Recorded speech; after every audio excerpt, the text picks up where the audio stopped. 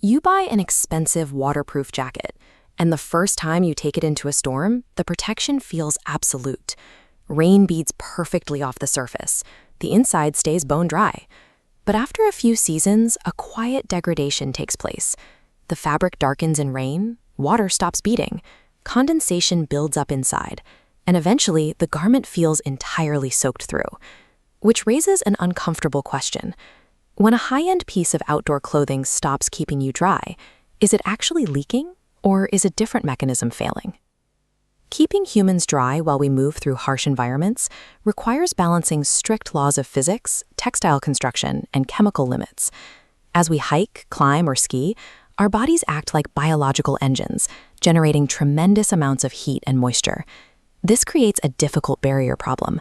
A jacket has to stop outside rain and snow from entering the system, while simultaneously allowing internal sweat vapor to escape. For centuries, clothing relied on a solid wall of rubber or oiled canvas.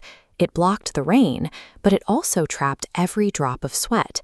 Explorers had to choose between two miserable options: face the freezing weather unprotected, or zip up and become dangerously soaked by their own trapped perspiration. The solution arrived when engineers discovered how to weave synthetic materials at a microscopic level. It allowed people to move through storms without drowning in sweat. Modern jackets use a very thin membrane stretched across the fabric. It contains billions of tiny pores. A drop of liquid rain is physically too large to pass through these holes, but water vapor from your sweat is a much smaller molecule. Those same pores allow that internal heat and moisture to drift right through to the outside air. This precise physical filter birthed the most famous marketing promise in the outdoor industry: clothing that is waterproof yet breathable. But a porous membrane is a delicate physical system. It relies entirely on an invisible chemical layer on the very outside of the jacket to keep the whole process functioning. If the outer fabric of your jacket absorbs water, the membrane underneath becomes useless. Sweat vapor cannot push through a soaked layer of cloth. To prevent this, textile laboratories developed a synthetic coating applied directly to the outside of the shell. It is called a durable water repellent, or DWR.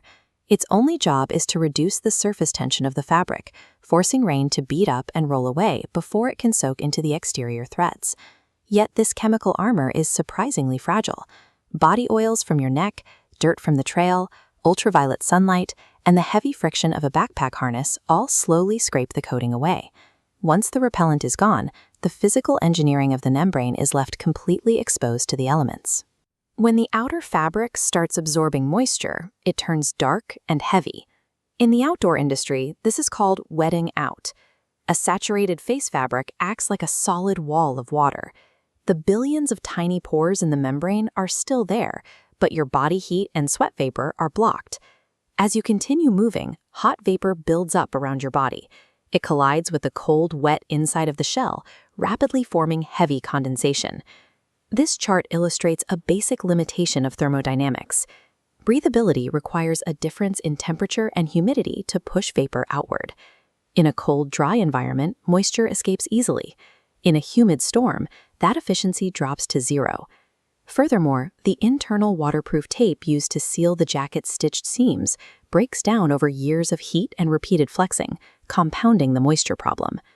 Hikers often take off their jacket, feel a soaking wet interior, and assume the expensive membrane has torn. But in reality, the jacket usually hasn't leaked. The wearer is simply trapped in a layer of their own sweat because the basic physics of breathability have collapsed. For decades, companies tried solving this wetting out problem by creating stronger, resilient chemical coatings, but that durability came at a severe environmental cost. This data visualizes the persistence of fluorinated compounds, often called forever chemicals. They repel water perfectly, but they never break down naturally, accumulating endlessly in global water systems and human bloodstreams. Under immense pressure, the outdoor industry has rapidly shifted toward eco-friendly, PFAS-free alternatives. These new coatings protect the environment, but they wash away much faster under harsh mountain conditions. Society faces a harsh compromise. We demand high-performance gear to survive extreme weather, but we must balance that against permanently contaminating the very landscapes we explore.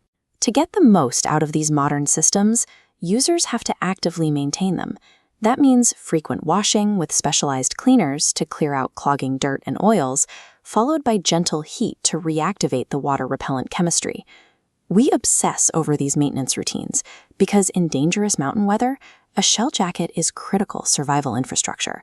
People attach deep trust to the thin layer of fabric separating them from hypothermia. But no amount of care changes the final reality. Every membrane, coating, and taped seam will eventually be destroyed by friction, time, and nature. Waterproof jackets were never magic.